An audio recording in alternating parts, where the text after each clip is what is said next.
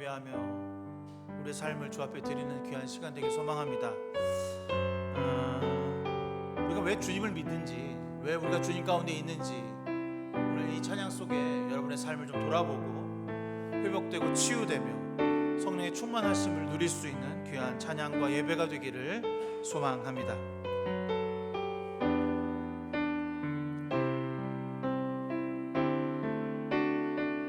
내가 주인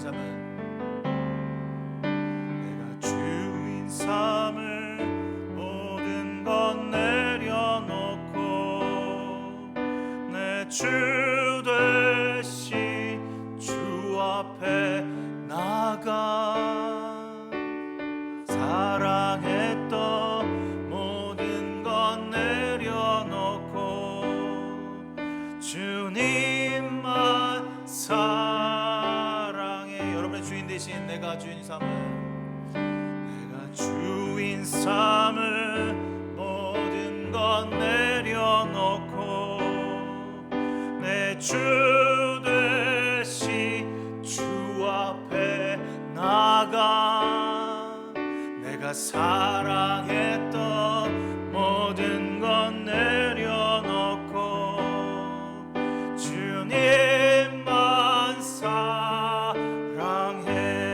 주 사랑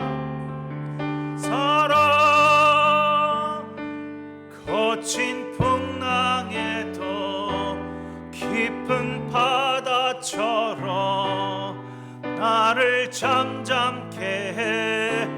주 사랑 내 영혼의 반석 그 사랑 위에 서리. 시간 함께 주 앞에 잠깐 기도하며 예배 가운데 나가기를 소망합니다. 여러분 주인 되어주신 분이 정말 주님이 맞습니까? 정말 내가 사랑했던 모든 것을 포기하고 주 앞에 주님만을 사랑하겠다고 고백하는 이 시간이 되기를 소망합니다. 여러 가지 분주하고 걱정과 또 근심과 우리가 나아가야 할 방향성을 알지 못할 때 주님 우리에게 찾아와 주십니다. 나의 주인 되어달라고. 오늘 이 시간 가운데 다 모든 것 내려놓고 오직 주님만을 바라볼 수 있는 시간 되게 해달라고 함께 기도하며 나가기를 소망합니다. 함께 기도하겠습니다. 우리 주 되어 주시며 우리 주님 가운데 거하게 하시며 진심으로 주님만이 나의 주인 되어 주심을 고백하는 시간 되게 하여 주시옵소서. 나의 모든 것 내려놓고 주님만이 나의 왕이 되어 주시며 나의 모든 것 되어 주시며 주님만을 찬양할 수 있는 자의 입술과 몸과 마음을 돌이키게 하여 주시사 이제 한 주간 여전히 불안하고 연약하고 주의 뜻대로 살지 못했던 저희들의 죄를 회개하며 나아가오니 주여 당신의 그 보혈의 피로 우리를 깨끗이 씻으시사 거룩한 사람의 영과 은혜로 우리를 채워주시사 하나님의 역사를 다시 한번 나타나게 하시고 예배하며 찬양하는 이 귀한 시간에 하나님을 부르짖을 때에 응답하여 주시옵소서. 함께하여 주시옵소서. 모든 병과 물러가는 주의 역사가 나타나게 하시며 그리스도의 성령의 충만함을 입어서 여기 모인 모든 주의 식구들이 한 마음과 한 뜻으로 그리스도를 사랑하고 섬기는 귀한 시간을 허락하여 주시옵소서.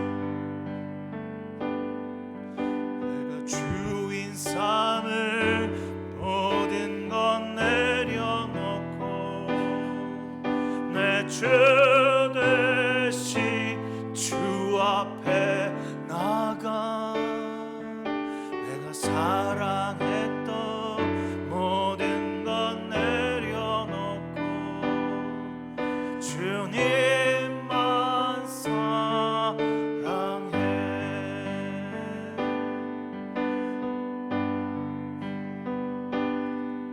내가 주인 삼을 모든 것 내려놓고 내 주 되신 주 앞에 나가 사랑했던 모든 것 내려놓고 주님만 사랑해. 주 사랑 거친 풍랑에도 깊은 바다처럼 나를 잠잠케 해. 주 사랑 내 영혼의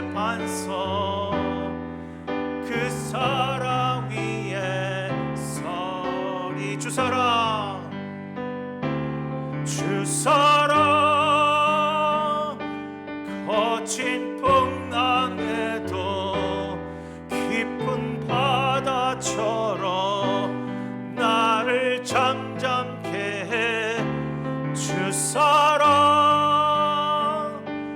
내 영혼의 반석 그 사랑 위에 서리. 주님, 우리를 위하여 우리 가운데 임하여 주시며 우리를 통하여 일하시는 주님, 오늘 예배합니다. 찬양합니다. 우리 입술을 들어 찬양하는 이 귀한 시간 우리를 사용하여 하나님께 예배하는 저희들의 삶이 무엇보다 어떤 것보다 그리스도의 길을 걸어가는 주님의 귀한 삶으로 이끌어 주시고 인도하여 주시옵소서. 그리하여서 오늘 이 예배하는 이 시간에 하나님 말씀하시는 대로 순종하며 그 말씀을 따라 나아갈 수 있는 귀한 성도들 되게 하여 주시옵소서. 모든 것 주님께 맡깁니다. 오늘 시간 함께 하시길 원하며 예수 그리스도의 이름으로 간절히 기도드렸습니다. 아멘. 내가 그리스도와 함께.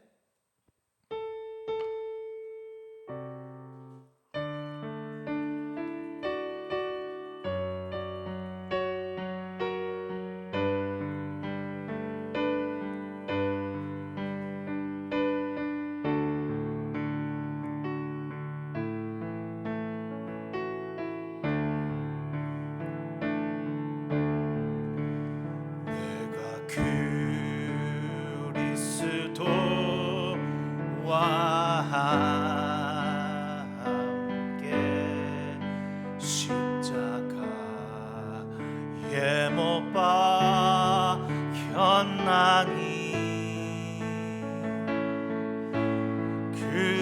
그런즉 이제 내가 산 것 아니요 오직 내 안에 예수께서 사신 것이라.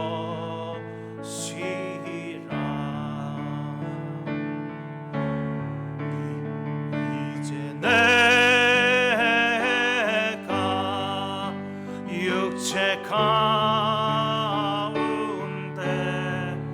사는 것은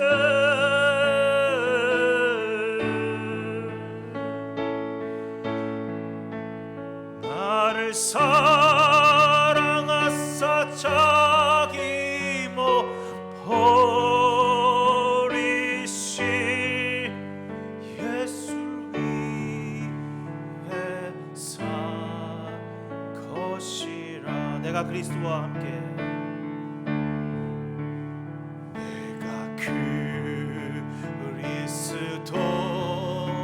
그리스도와 함께 십자가에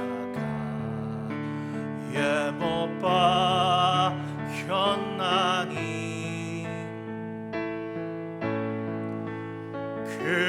그런즉 이제 내가 산 것 아니요 오직 내 안에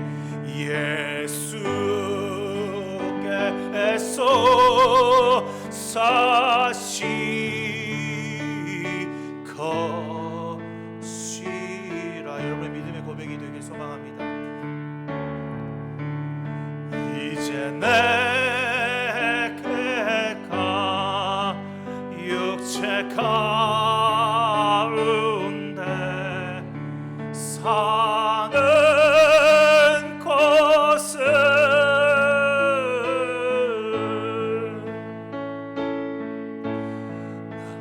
나를 사랑하사 자기 못 버리시 예수 위에 산 것이라. 이 시간 다시 한번 주 앞에 기도하기 소망합니다. 여러분, 예수를 믿는다는 게 그렇게 쉬운 일이 아니더라고요. 믿다 보면 유혹받을 수밖에 없고 쓰러질 수밖에 없고 여전히 내가 예수 그리스도를 잘 믿는지 잘 모를 때가 많습니다. 주님 우리에게 그렇게 말씀하셨어요. 넌 나와 함께 죽었다. 이제 너희가 산 것이 아니라 오직 너의 몸 안에 내가 살아서 역사하는 영이 되길 소망한다. 내가 육체 가운데 살아가는 가장 큰 이유는 나를 사랑하신 예수 그리스도가 내 몸 안에서 주님의 향기를 드러내기 위해 내가 살아가는 것이라 고백하는 저 여러분 되길 소망합니다. 그래야 해서 이 땅에서 내가 사는 것 아니라 그리스도와 함께 더불어 이 땅을 하나님 나라를 위하여, 하나님 나라가 되기 위하여 살아가는 인생이라는 것을 기억하며 오늘 이 찬양의 고백이 여러분의 고백이 되길 소망합니다. 그 고백을 위해, 오늘 예배를 위해 함께 기도하며 나아가기 소망합니다. 함께 기도하겠습니다. 아버지 사랑합니다.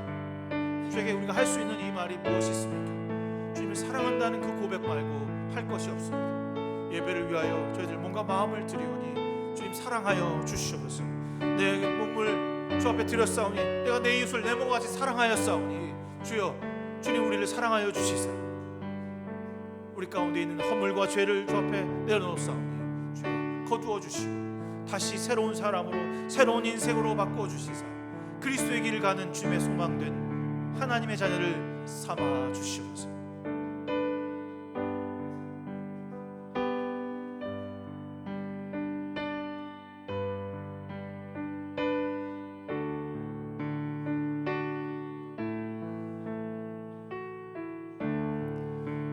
본비를 내려 세상에 생명을 솟아나게 하시고 모든 생명의 근원이 되심을 말씀하시는 하나님 참 감사합니다. 오늘 어버이 주일로 지킵니다. 낳아주신 부모와 길러주신 부모님께 감사하며 오늘 이 시간 사랑하는 부모님을 위해 기도하는 시간이 되게 하여 주시옵소서.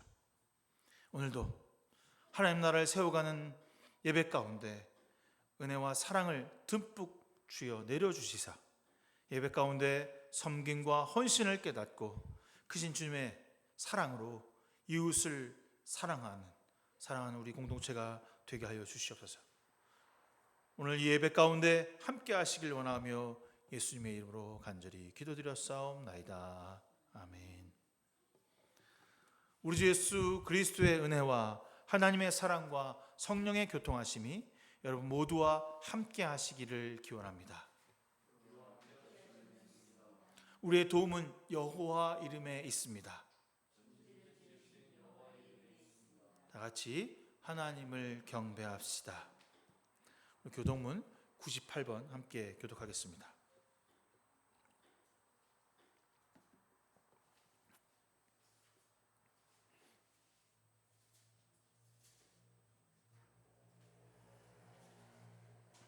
내 부모를 공경하라.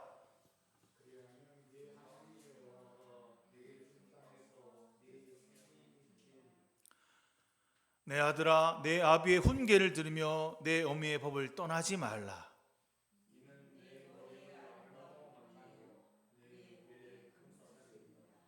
너를 낳은 아비에게 청종하고 내 늙은 어미를 경히 여기지 말지니라.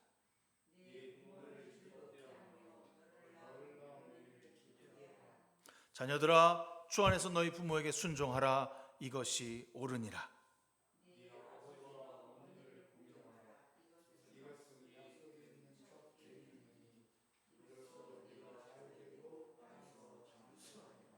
아멘.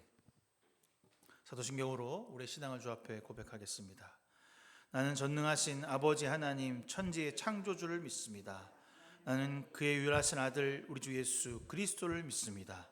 그는 성령으로 잉태되어 동정녀 마리아에게 나시고 본디오 빌라도에게 고난을 받아 십자가에 못 박혀 죽으시고 장사된 지 사흘 만에 죽은 자 가운데서 다시 살아나셨으며 하늘에 오르시어 전능하신 아버지 하나님 우편에 앉아 계시다가 거기부터 살아있는 자와 죽은 자를 심판하러 오십니다. 나는 성령을 믿으며 거룩한 공교회와 성도의 교제와 죄를 용서받는 것과 몸의 부활과 영생을 믿습니다. 아멘. 성령 3장입니다.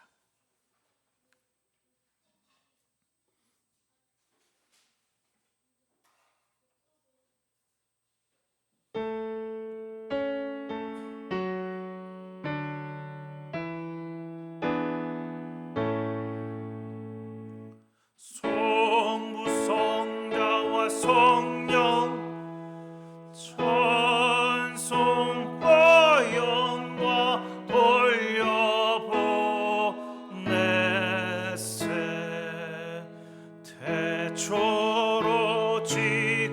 지금까지 또 영원 무궁토록 성삼위께 영광 영광.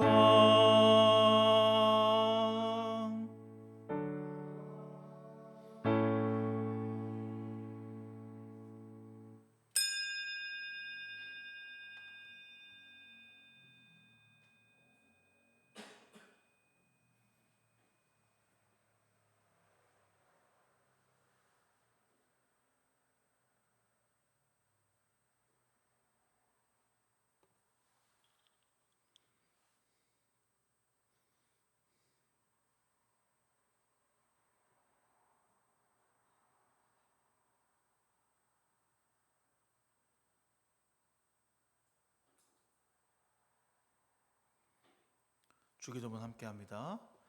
하늘에 계신 우리 아버지, 아버지의 이름을 거룩하게 하시며 아버지의 나라가 오게 하시며 아버지의 뜻이 하늘에서와 같이 땅에서도 이루어지게 하소서. 오늘 우리에게 일용할 양식을 주시고 우리가 우리에게 잘못한 사람을 용서하여 준 것 같이 우리의 죄를 용서하여 주시고 우리를 시험에 빠지지 않게 하시고 다음에서 구하소서. 나라와 권능과 영광이 영원히 아버지의 것입니다. 아멘. 찬송가 579장입니다. 579장 찬송하겠습니다.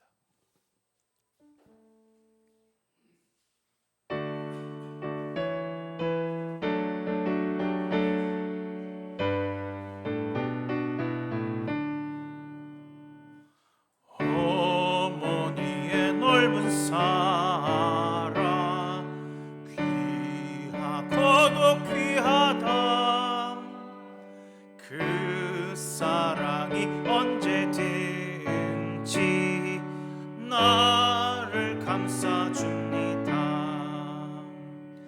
내가 울 때 어머니는 주께 기도드리고 내가 기뻐 웃을 때에 찬송 부르십니다. 아침 저녁 읽으시던 어머니의 성경책 손때 남은 구절마다 모습 본 듯합니다. 믿는 자는 누구든지 영생함을 얻으리.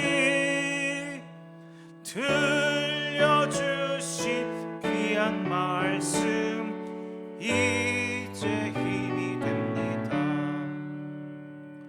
홀로 누워 괴로울 때 헤매다가 지칠 때 부르시던 찬송 소리 귀에 살아옵니다. 반석에서 샘물 나고 황무지에 꽃피니 예수님과 동행하며 두려울 것 없어라.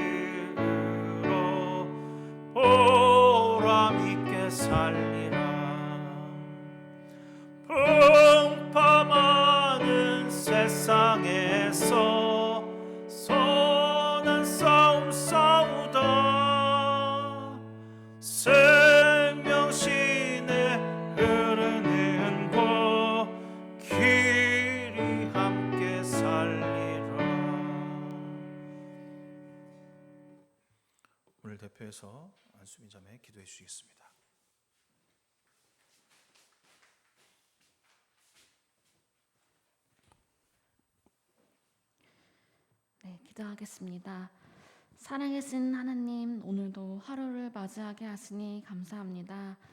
지나간 모든 순간순간 하나님의 인도하심에 잘 지내왔습니다. 매 순간 하나님의 은혜를 경험하고 감사하는 오늘도 되기를 소망합니다.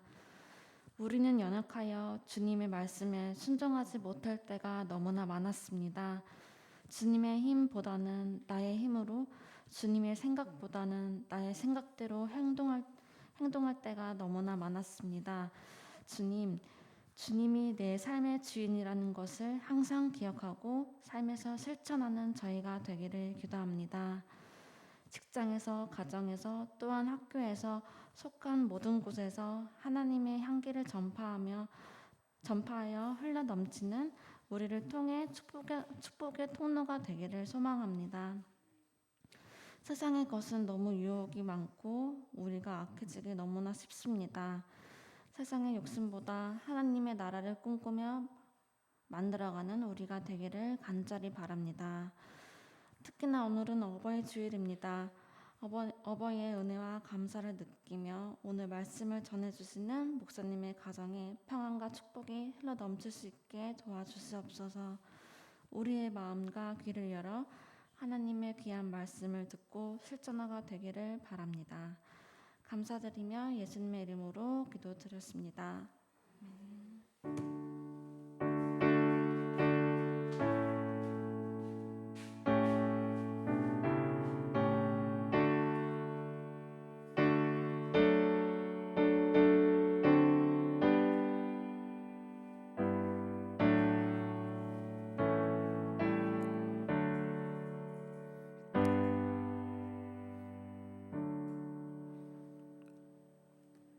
오늘 우리에게 주시는 하나님의 말씀은 사도행전 4장 1절에서부터 12절까지의 말씀입니다. 사도행전 4장 1절에서 12절까지의 말씀.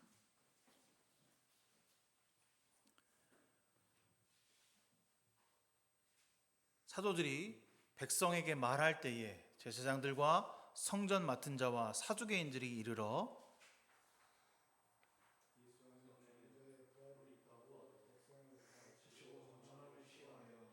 그들을 잡음에 날이 이미 저물었으므로 이튿날까지 가두었으나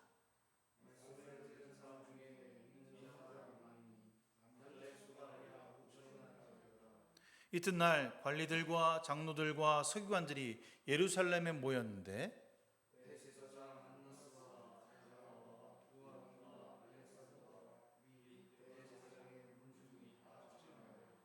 사도들 가운데 세우고 묻되 너희가 무슨 권세와 누구의 이름으로 이 일을 행하느냐?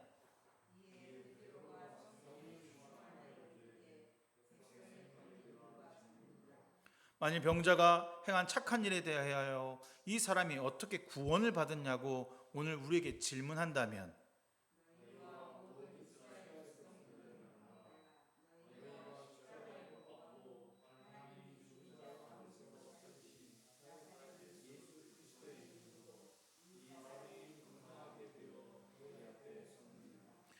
이 예수는 너희 건축자들의 버린 돌로서 집 모퉁이의 머릿돌이 되었느니라.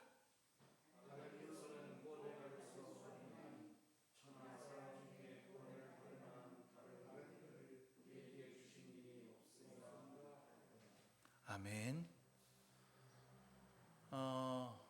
오늘 제가 제목을 성령 충만한 사람이라는 제목을 가졌습니다. 그러면 첫 번에 여러분의 물음 가운데 여러분 성령 충만한 삶을 살고 있습니까? 지금 여러분 성령 충만하신가요? 이 물음에 저도 여러분도 보여야 할 반응은 딱 두 가지입니다. 예, 그렇습니다. 저는 성령 충만합니다. 주님과 함께 매일 아침을 시작합니다 라고 하는 답과 아닙니다. 저는 세상의 일에 지쳐서 주님과 함께하는 삶이 너무나도 버겁고 힘들고 어렵습니다 라고 하는 이 두 가지 답 말고는 다른 대답은 없어야 합니다. 성령이 뭔데요? 성령 같은 거 믿지 않는데요? 이런 말은 우리에게 해당되지 않는 거죠. 성부, 성자, 성령 이거를 좀 간단하게 이야기하면 성부 하나님은 우리를 창조하신 하나님, 성자 하나님은 우리의 죄를 대신해서 우리를 위하여 피 흘리신 하나님, 성령 하나님은 우리와 함께 하시는 하나님. 이렇게 관계적인 의미에서 얘기할 수 있습니다. 성령 하나님이 여러분과 함께 하십니까? 라고 하는 이 질문 앞에 오늘 여러분들은 묵상하며 이 말씀을 들으며 나는 참 하나님의 사람인가, 나는 성령이 충만한 사람인가를 고민해보고 도전해보고 이야기해보는 시간 되기를 바랍니다. 제가 지난주에 목사님들과 함께 모여서 애니어그램이라고 하는 그런 어떤 성격 프로그램에 대해서 좀 이야기를 나눴습니다. 그 중에 한 목사님께서 이 공부를 열심히 하셔갖고 강사 자격증이 있으시더라고요. 그러면서 우리 오랫동안 저희를 만나주셨으니까 저의 또 다른 목사님의 성격이 어떤지, 왜 어떤 상황을 바라볼 때 왜 그렇게 바라보고 그렇게 말을 하는지, 뭐 이런 거에 대해서 얘기를 해주시더라고요. 비슷할 것 같은 목사님과 제가 다르구나 라고 하는 것을 알게 되고요. 원래 그럼 이런 다름은 어디서 시작되었을까? 왜 우리는 다른 걸까? 왜 똑같은 사물과 똑같은 말과 똑같은 상황에서 왜 다르게 표현하고 다르게 생각하고 다르게 말하는 걸까? 뭐 이러면서 이 근원을 이 애니어그램이라고 하는 이 부분은 머리, 가슴, 배 이렇게 나눴더라고요. 그래서 내가 지금 무슨 곤충도 아니고 머리, 가슴, 배야. 웃겼어요. 네? 그래서 저는 목사님이 그러시더라고요. 저는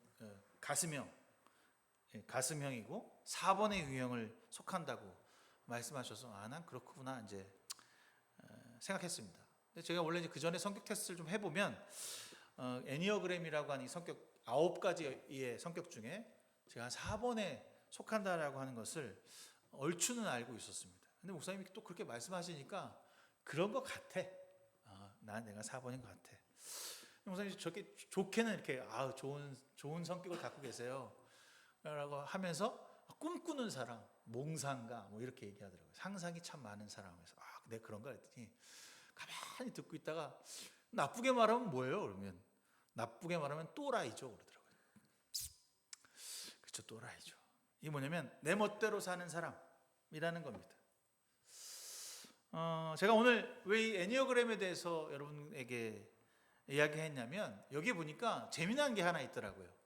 성격이 어느 한쪽으로 편중되거나 어느 한쪽으로 이렇게 쏠리는 현상이 있기도 하고, 두 가지 같은 내 성격이 좋은 방향성을 가지고 많은 사람들을 만나고 내가 학습받고 공급받고 사랑을 받아서 이것이 좋은 방향성으로 가는 것을 성격의 통합이라고 말합니다.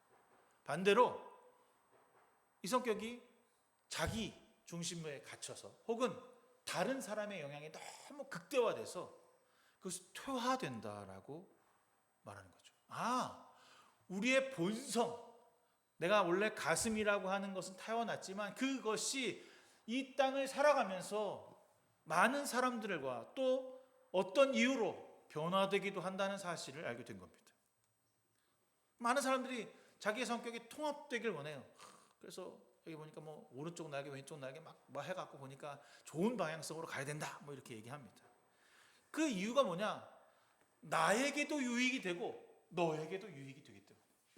내 성격과 너 성격이 내가 변화되고 내가 새로워지는 이유는, 내가 좋은 사람이 되는 이유는 나에게도 유익이 되고 너에게도 기쁨이 되기 위해서다. 퇴보한다는 건 무엇이냐? 나에게도 나쁜 영향이 있지만 다른 사람에게도 나쁜 영향이 될 수밖에 없다. 이런 내용이에요. 이제 이 말을 가만히 들으면서 내가 어떤 사람이구나, 내가 어떤 마음으로 사람을 바라보고 내가 어떻게 상황을 생각하는구나, 그런 것을 이렇게 쭉 살펴봤어요. 근데 이렇게 쭉 들으면서 내 안에 성령이 충만하면, 내 안에 그리스도가 충만하여서 그리스도가 차고 넘치면 어떻게 될까? 그것은 모든 조건이 하나님의 방향으로 변화될 것이라는 거죠. 하나님의 통합의 방향으로 변화가 된다는 겁니다.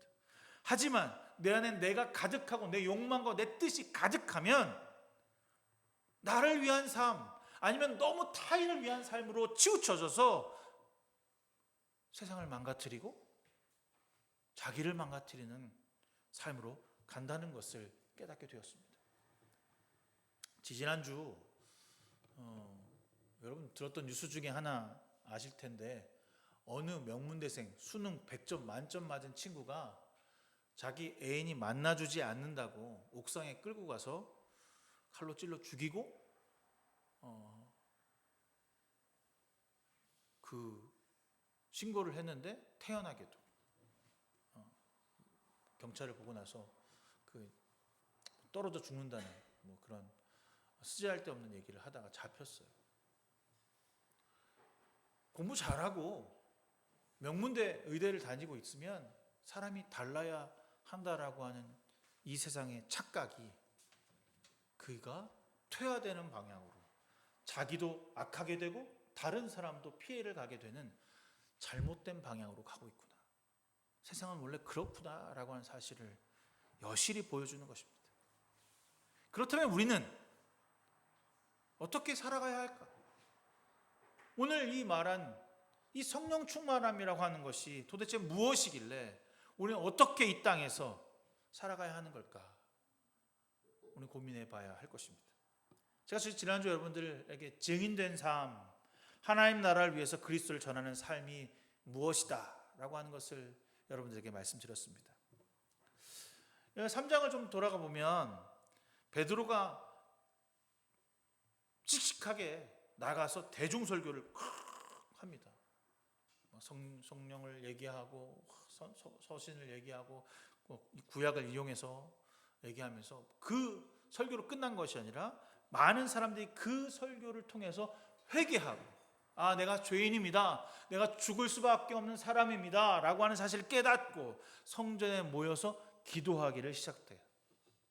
기도하기를 끝난 것이 아니라 그들이 세례를 받고 예수 그리스도를 영접하는 역사가 수만 가지 많은 사람들이 그러한 일이 생겨났다는 겁니다.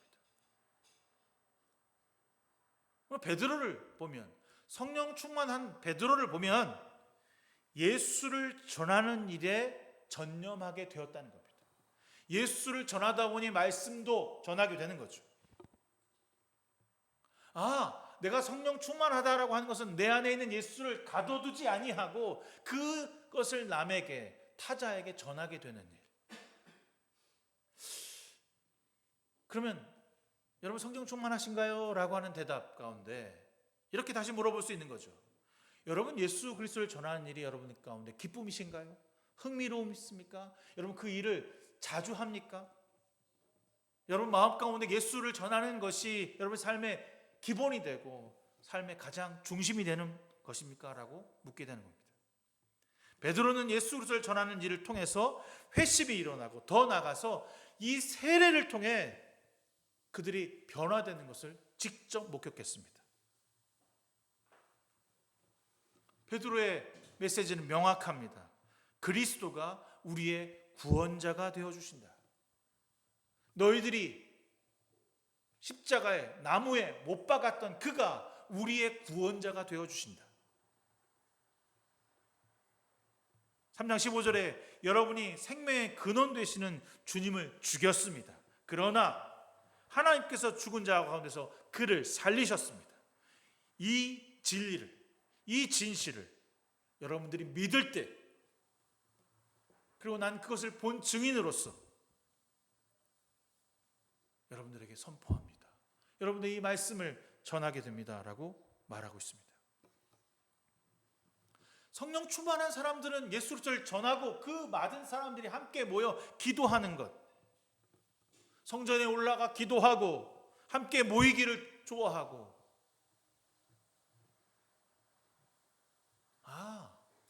성령 충만한 것은 함께 모이는 것을 좋아하는 것입니다. 기도하는 것을 좋아하는 것입니다. 요즘 쉽게 말하면 교회 자주 모이고 밥도 먹고 기도도 하고 예배도 하고 하나님께 찬양 드리는 것이죠.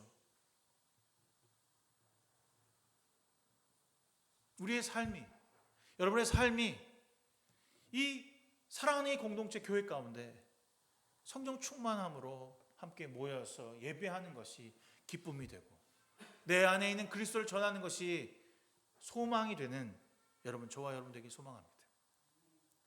그 와중에 아마 베드로가 성전을 막 출납하면서 왔다 갔다 하면서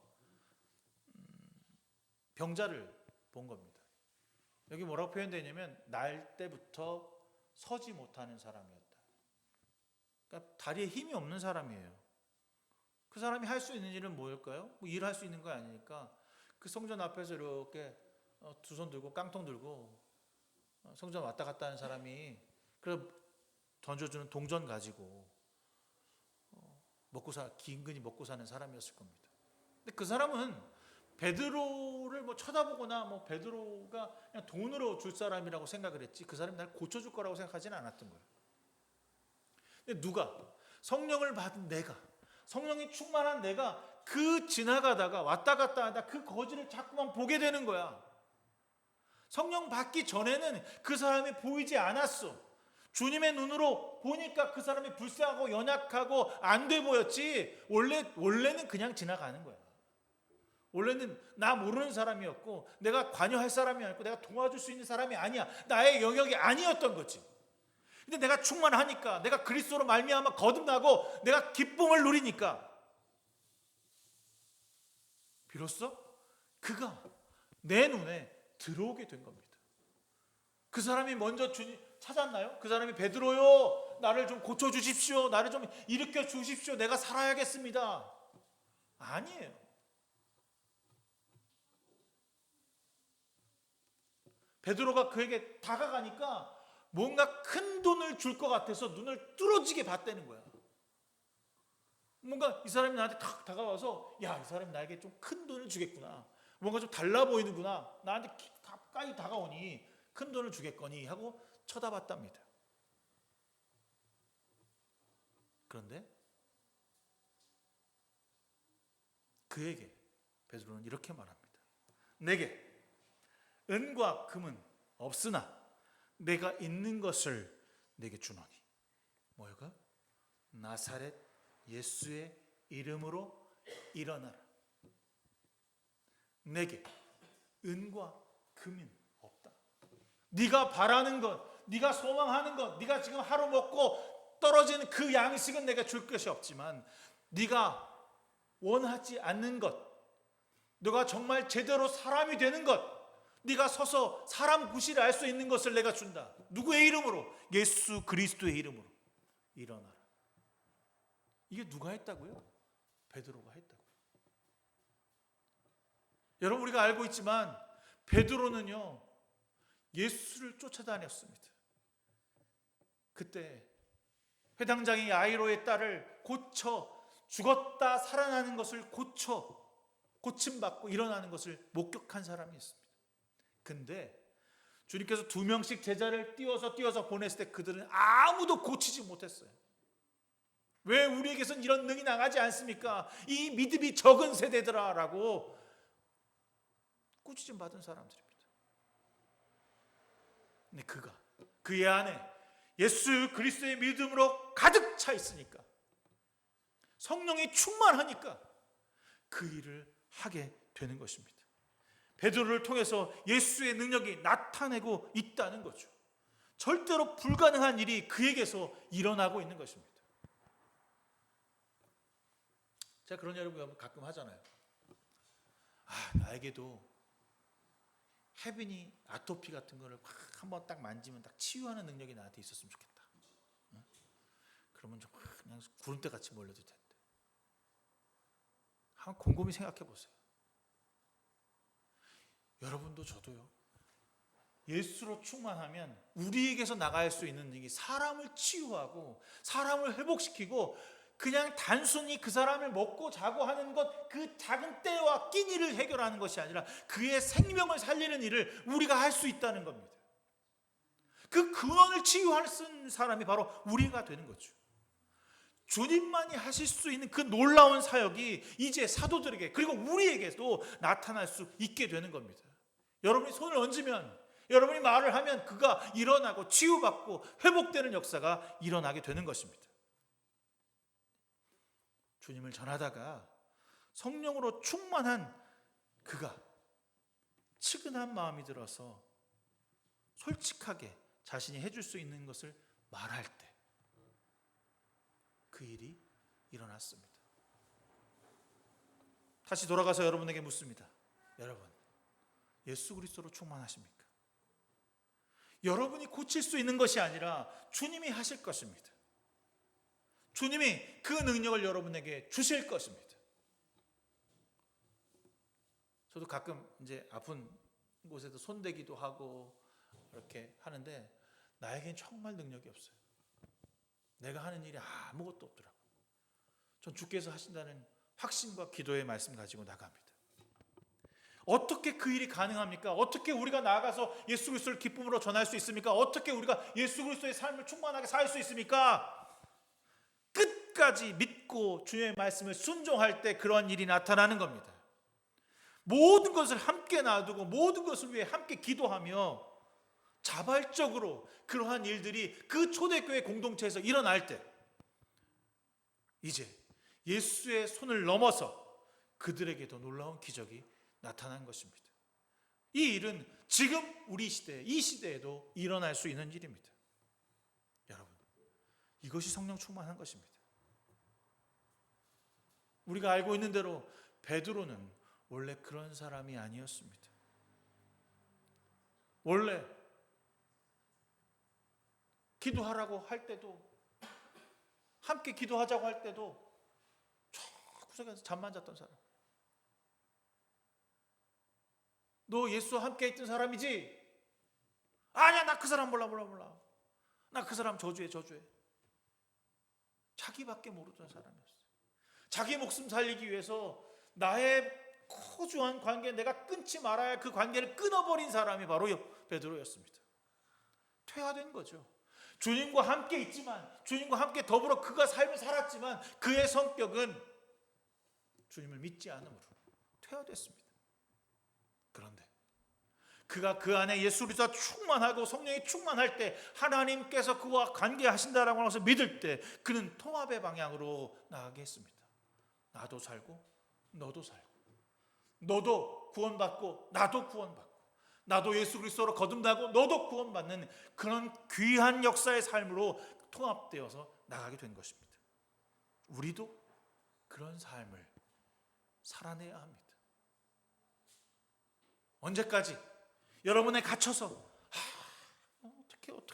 어떻게 근심과 걱정 앞에서 어떻게 나 힘들어, 너무 힘들어, 나 좀 알아줘. 세상에 많은 사람들이 자기에게 갇혀서 세상을 바라보지 못해요. 자기애, 아니면 다른 사람 너무 사랑해서 자기를 버리는 잘못된 예,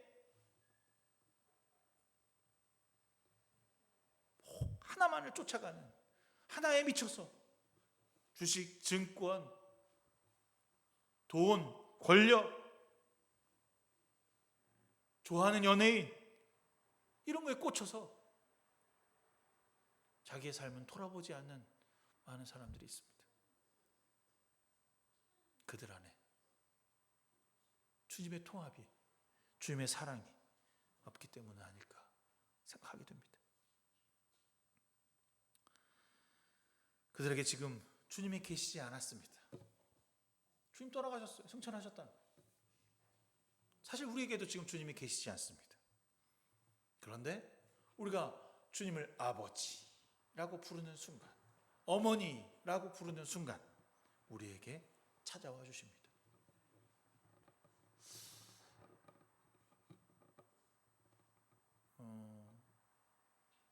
저는 아직 부모님을 여의진 않아서 그런 경험이 저에게 없는지 모르는데, 저희 동서는 엄마 아버지를 다 여였거든요.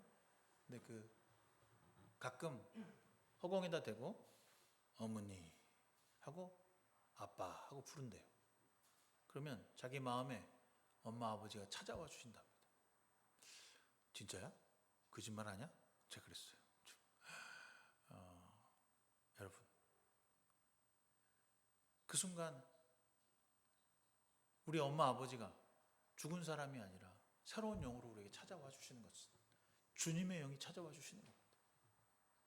우리 어머니가 되시고 아버지가 되시는 주님께서 우리에게 여러분을 찾아와 주시는 거죠. 어떤 마음으로? 나를 사랑했던 어머니의 마음으로, 나를 함께했던 아버지의 마음으로 찾아와 주시는 겁니다. 성령 충만하다는 것이 막 들떠서 막 성령 받았네 그것도 뭐 될 수 있겠지만 우리의 삶이 더 차분해지고 더 하나님의 방향으로 들어섰어. 화가 나는 상황에서도, 곤란한 상황 가운데도, 고난의 상황 가운데서도 다시 그 순간 세상이 아닌 하나님을 차분히 바라보며 우리가 착실하게 정돈된 삶으로 나갈 수 있게 되는 것입니다. 베드로는 당당하게 그를 고쳤고 이 놀라운 사건을 통해서 예수 그리스도를 전했던 것처럼 우리도 그래야 합니다. 그는 그 고침이 자신에게 어떤 상황이 될까, 어떻게 될까를 두려워하지 않았어요. 여러분 이번 주 제가 여러분 큐티 보냈지만 옥에 갇히고 매 맞고 장난 아니에요. 예수 전하다가 매 맞고 갇히고 모함당하고, 근데 그는 단 한 발자국도 뒤로 물러서지 않습니다. 진심으로 그리스도를 마음에 한가득 채우고 오직 예수만이 이 땅에 구원을 내어주시는 분이라고 하는 말을 끊임없이 전파하고 있다는 거죠. 자, 그렇다면 우리 자신을 봐야죠. 왜 우리는 이 땅에서 성령 충만으로 살아가야 할까?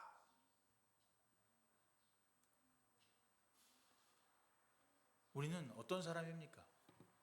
예수의 이름을 부르는 사람, 예수의 이름을 간직하고 사는 사람, 내 안에 예수가 있고 예수를 통해 일하며 예수의 능력이 내 삶의 가장 중요한 원칙이고 규칙이고 가장 밑바탕이 돼서 에너지며 원동력이라고 하는 것을 아는 사람입니다. 그렇죠, 여러분? 저만 그런가요? 우리의 본성이 퇴화되는 것은 아마 죄된 속성이 다시 돌아가는 것이라는 거죠. 하지만 그 죄된 속성을 주님, 아빠, 아버지라고 부르는 순간, 그날 그 순간 다시 치유하시고 회복하십니다. 매일 삶에서 말씀으로, 기도함으로 성령 충만이 일어나는 겁니다.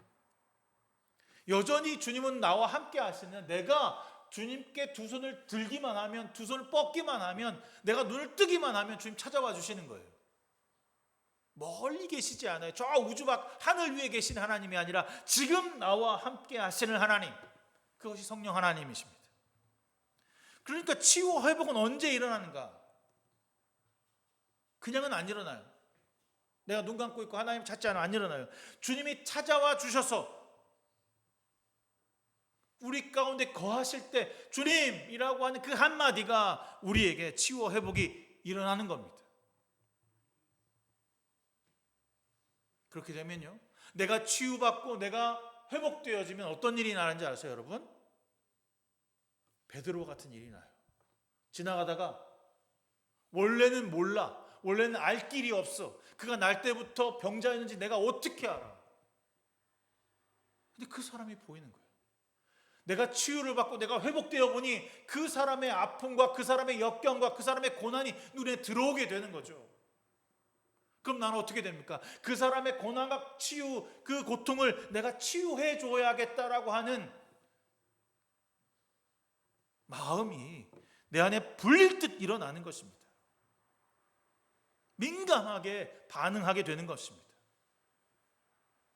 그의 아픔을 볼 수 있게 되는 거죠. 그의 아픔을 만질 수 있게 되는 것입니다. 물론 이건 참 어려운 일이에요. 쉽지 않아요. 저는 목사님 그러더라고요. 모든 아픔과 이 역경을 감정으로만 본대. 감정으로, 마음으로만 본대. 그래서 머리가 아픈 거, 그러니까 지식적으로 판단되고 막 아픈 거는 저 사람이 왜 아픈지 잘 모른다는 거예요. 그럼 저 사람이 배고픈 거는 마음이 아파서 배가 고픈구나 이렇게 생각한다는 거예요. 원래 배가 고픈 건데 보는 눈이 생각이 다른 거죠. 그런데 그리스도가 내 안에 들어오면 그 사람의 배고픔이 무엇이든 간에 내가 내 것을 내어줘야 한다라고 하는 그런 아낌없는 사랑이 내 안에 불일듯 일어나게 된다는 것입니다.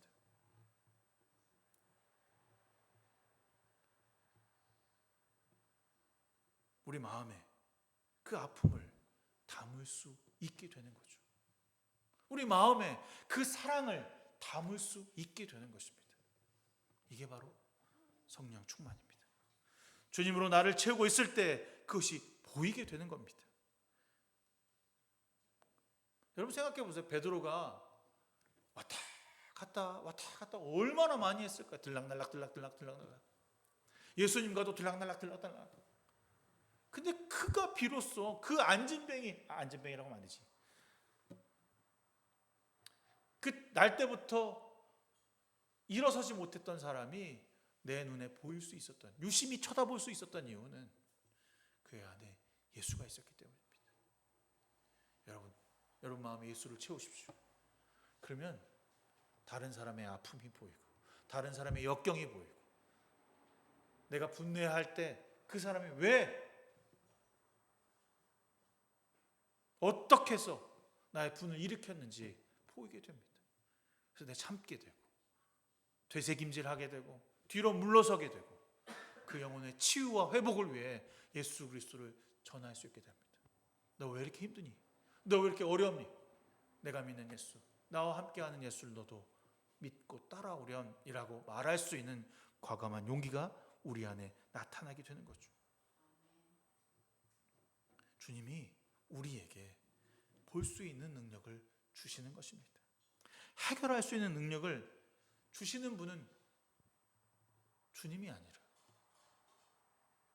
그 측은한 마음으로 볼 수 있게 하실 때 능력이 이미 나가는 거예요.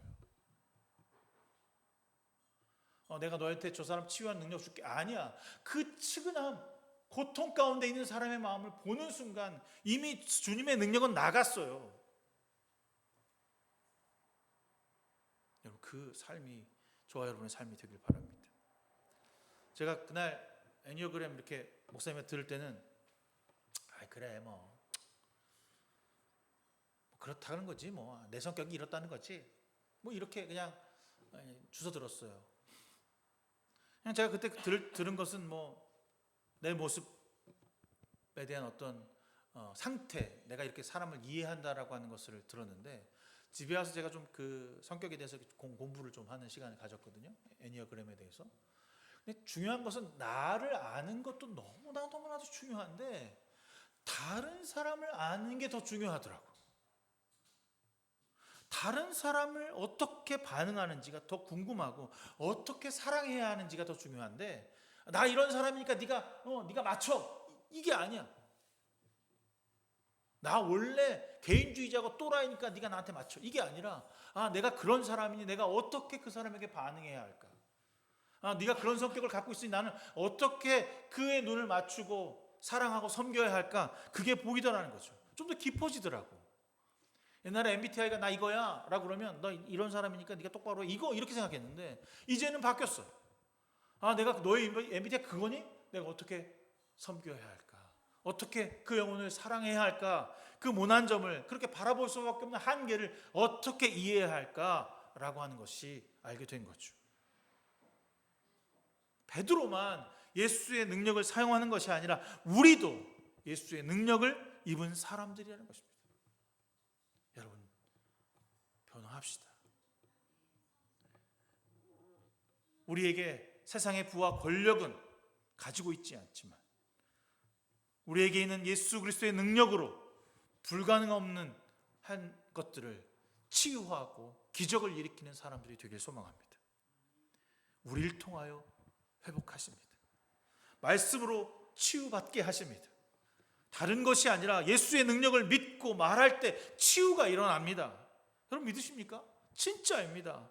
정말 쓸데없을 것 같은 그런 놀라운 이 하나님의 역사가 여러분의 손을 통해, 여러분의 입술을 통해, 여러분의 마음을 통해, 여러분의 행동을 통해 일어날 것입니다. 예수의 안에 능력이 있습니다.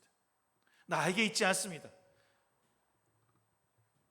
우리가 예수의 이름을 외치는 것은 예수의 이름으로 걸어가는 치유자이며 회복자라고 하는 사실이라는 것입니다.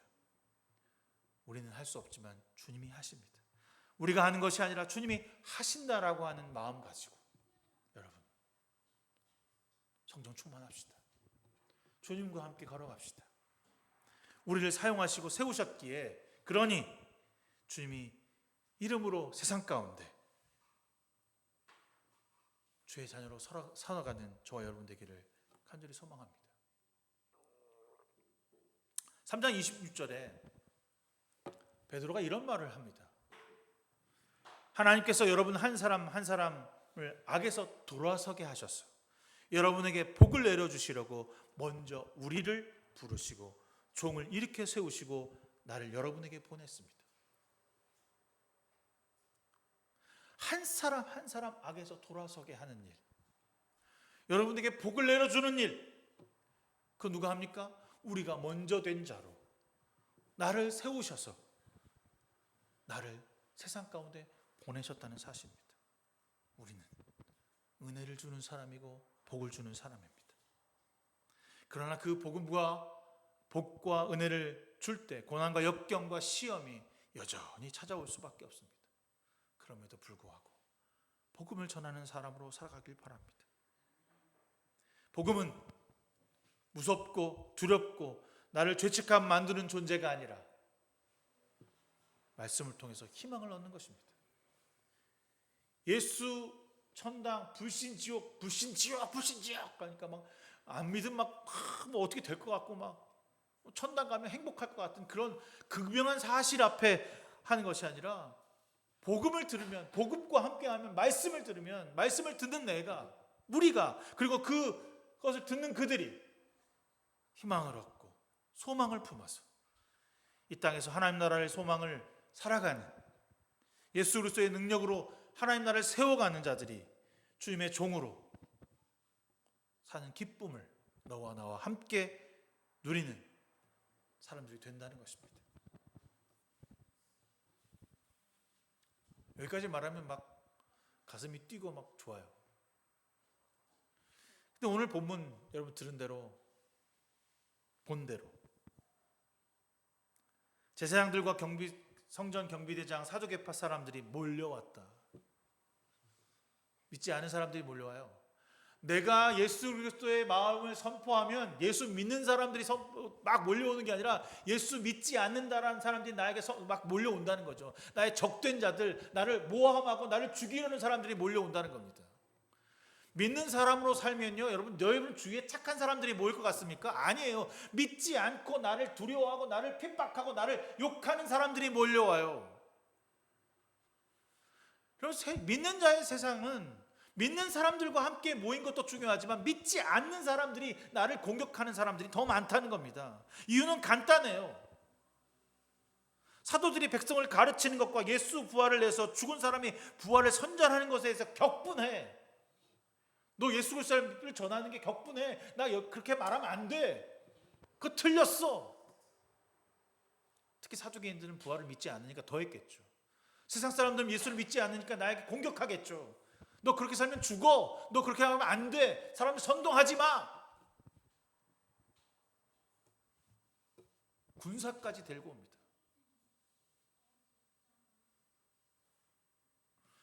그런데요, 우리가 실망할 필요가 없는 게, 내가 복음을 전하니까, 베드로가 복음을 전하니까 거기에 그 믿지 않았던 사람들이 5천 명이나 되었다는 거예요.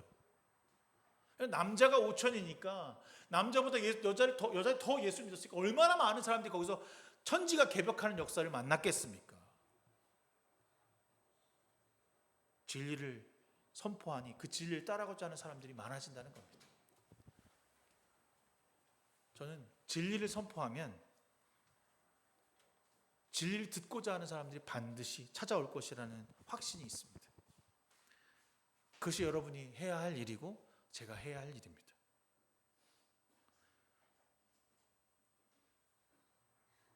우리가 이 땅에서 여전히 고난과 핍박 가운데도 세상의 모함 가운데도 해야 할 일은 진리를 선포하는 것입니다.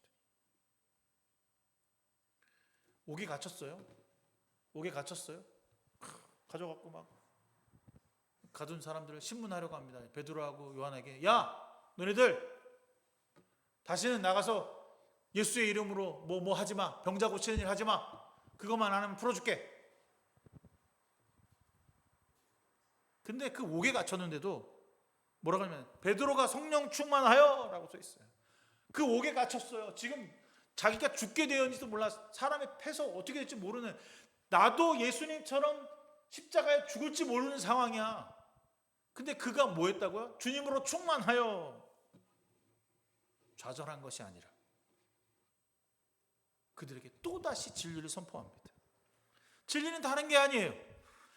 그들이 싫어하는, 절대 하지 말라는 그 예수가 우리의 구원자가 되어주신다는 말을 거기 그 앞에서 또 하는 거야. 그 믿지 않는 사람들, 지금 나를 죽이려고 하는 모함하는 사람들 앞에서 똑같이 하는 겁니다. 이게 우리예요. 이게 예수 믿는 사람입니다. 너희들이 십자가에 못 박혀 죽인 분이 하나님께서 다시 살리셔서 절대로 있을 수 없는 놀라운 기적을 우리에게 보여주셨다.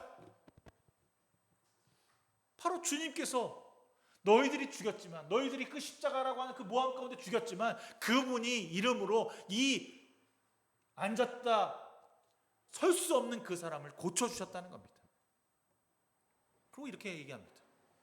예수는 너희들이 집 짓는 사람들에게 버림받은 돌, 아무 쓸데기도 없는 돌이라는 겁니다. 건축할 때 그래도 뭐 이렇게 담을 세울 때 쪼가리라도 써갖고 서는데, 이 예수라고 하는 건 정말 아무 쓸데기 없는 벌이야. 다 그건 버려야 돼 라고 했던 그런 버린 돌이 하나님의 이름으로, 하나님의 뜻으로 가장 중심이 되는 돌이 되었다는 겁니다. 그게 누가 합니까? 그걸 누가 하는 겁니까? 우리가 하는 겁니다.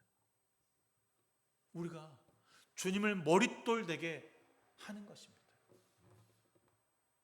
하나님이 그 일을 하셨으면 우리가 그것을 선포함으로 주님이 머릿돌 되어주셨다라고 하는 이야기를 우리가 하는 것입니다. 오직 예수만이 우리의 구원자 되어주십니다 라고 하는 이 고백이 여러분과 우리의 삶의 기쁨이 되길 소망합니다.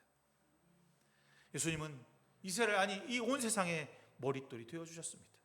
사도들이 지금 받은 고난이, 고통 가운데 있음이 패배가 아니라 승리로 가는 길목이라는 사실을 알게 하셨습니다.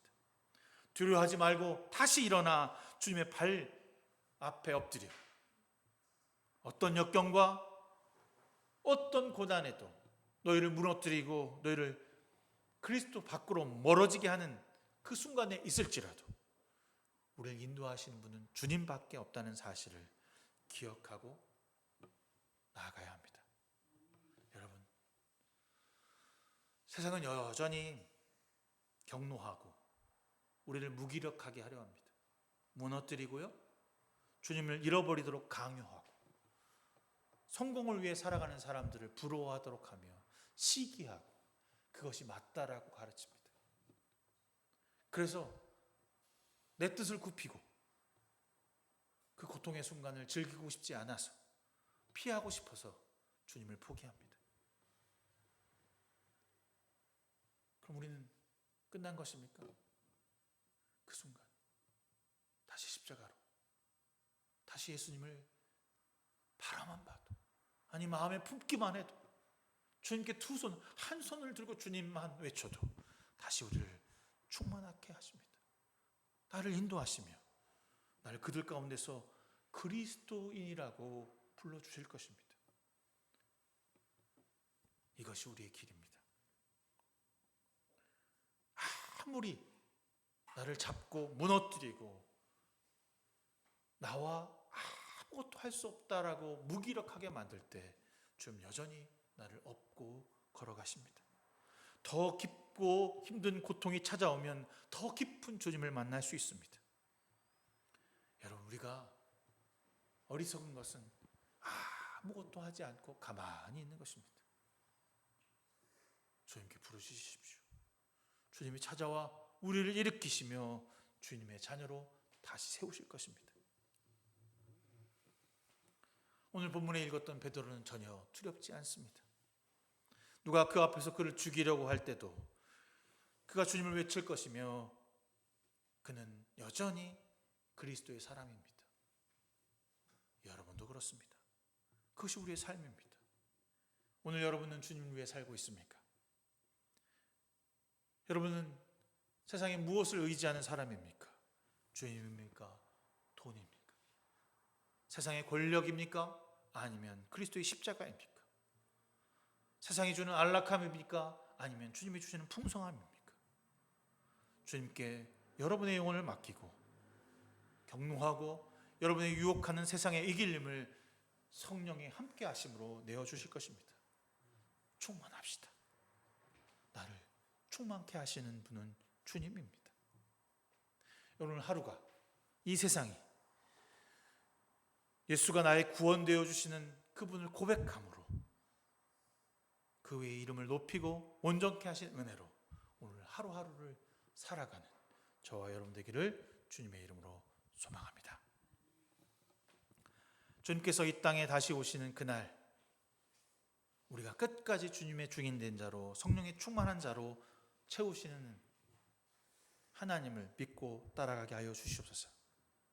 하나님께서 찾아와 주셨으며 우리의 삶은 변화되었습니다.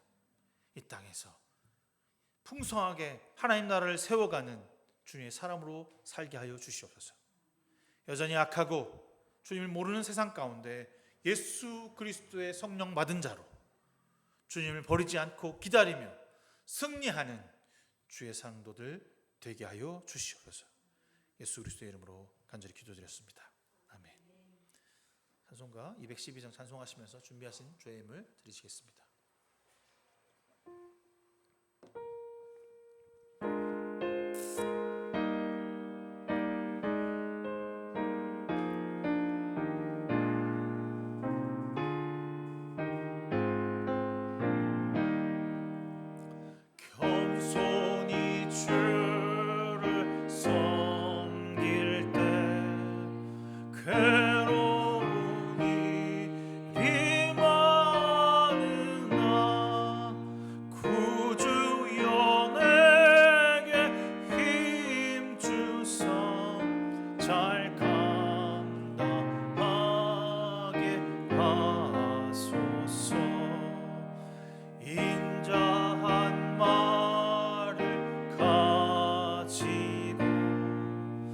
사람을 감화시키며 갈 길을 잃은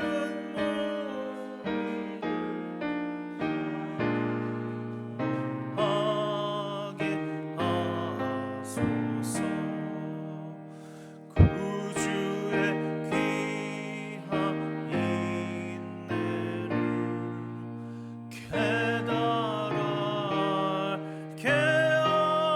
하시고 굳건한 믿음 주셔서 승리하게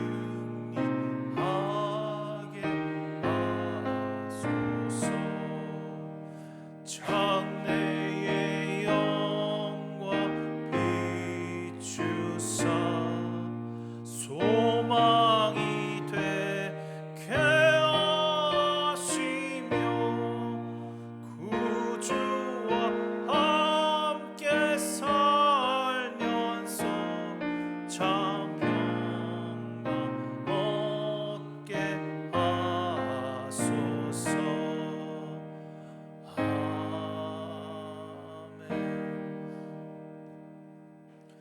채우시는 하나님, 충만케 하시는 하나님, 사랑의 주님, 오늘도 우리와 함께 하시고 예배하시게 하심으로 진심으로 감사합니다. 주님, 우리를 채우셔서 주 앞에 우리의 마음과 물질을 내어드립니다. 풍성하게 채우셨고 풍만하게 우리의 삶으로 인도하신 주님, 그 은혜를 깨달아 주 앞에 드리오니 받아주시옵소서. 나눔과 섬김을 실천하는 주의 성도들 되게 하시며 물질과 시간을 드림에 있어 우리가 우선이 되지 않는, 세상이 우선이 되지 않는 저희들이 삶이 되게 알려주시옵소서. 우리가 드린 예물 주 앞에 쓰여질 때 세상과 이웃을 위해 쓰여지는 그리스도의 향기가 되게 하시며 나눔과 필요한 곳에 흘러가게 하는 귀한 역사가 나타나게 하여 주시옵소서. 예수 그리스도의 이름으로 간절히 기도드렸습니다. 아멘. 5월 둘째 주 함께 어버이 주일로 드렸습니다. 5월 주제는 증인으로 사는 하나님 나라라고 하는 본문은 사도행전으로 함께 하고 있습니다. 여러분 오늘 오후에 잠깐 사도행전 성경 공부하는 시간 갖겠습니다. 이번 주에 수요 모임은 없습니다. 다음 주가 성령 강림절로 주일 지키겠습니다. 성령 강림에 대한 이야기를 사도행전 하면서 성령 강림이 과연 뭐냐, 과연 성령에 대한 이야기가 무엇이냐에 대한 부분들을 좀 더 나눌 텐데 성부, 성자, 성령에 대한 이 부분들을 좀 확실히 우리가 알 필요가 있겠다라는 생각을 하게 됩니다. 그리고 오늘 불렀던 대로 성부, 성자, 성령께라고 하는 이 찬송이 여러분의 삶에 진짜 성령의 충만함이 무엇인지를 좀 알 수 있고 깨달을 수 있는 시간이 되었으면 좋겠고, 그래서 주기도문도 사도신경도 왜 예배 가운데 하는지를 돌아보고 그 이유가 무엇인지 알 수 있는 그런 성경 공부 시간이 되었으면 좋겠습니다. 다 일어나서 우리 이 시간 너의 마음속에 축복의 찬양 하신 후에 제가 축도함으로써 오늘 예배를 마치도록 하겠습니다.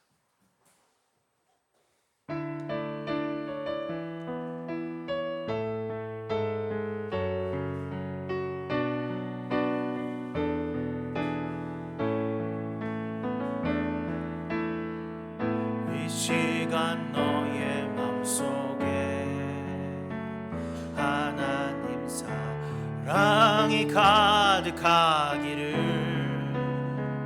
진심으로 기도해 간절히 소망해. 하나님 사랑 가득하기를. 하나님은 너를 사랑해. 얼마나 너를 사랑하시는지 너를 위해 별을 만들고 세상을 만들고 아들을 보냈네. 오래전부터 널 위해 준비된 하나님의 크신 사랑, 너의 가는 길 주의 사랑 가득하기를 축복해. 오래전부터 널 위해 준비된 하나님의 크신 사랑, 너의 가는 길 주의 사랑 가득하기를 축복해.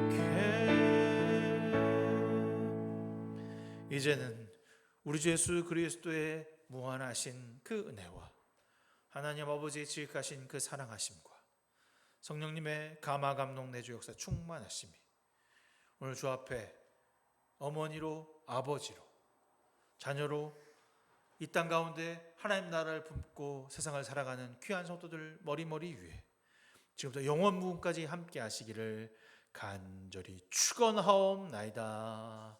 아멘.